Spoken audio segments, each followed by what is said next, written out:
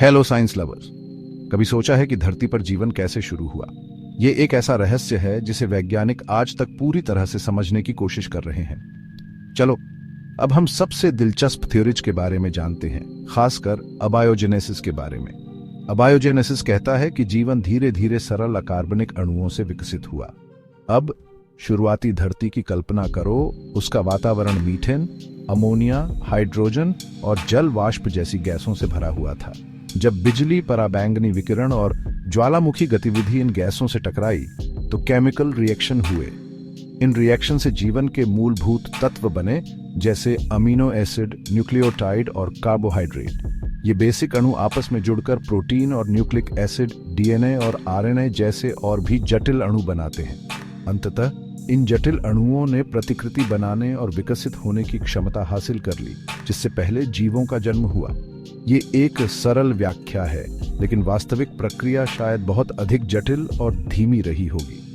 इस थ्योरी का समर्थन करने वाला एक महत्वपूर्ण प्रयोग है मिलर-उरे प्रयोग।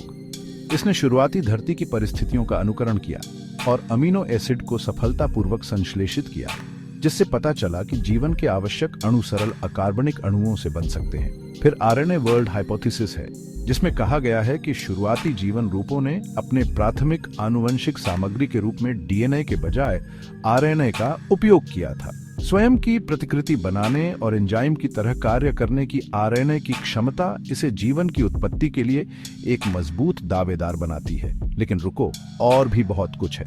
पैनस्पर्मिया थ्योरी बताती है कि जीवन या उसके निर्माण खंड ब्रह्मांड में कहीं और उत्पन्न हुए और उल्का पिंडों, धूमकेतुओं और ब्रह्मांडीय धूल के माध्यम से पृथ्वी पर पहुंचे।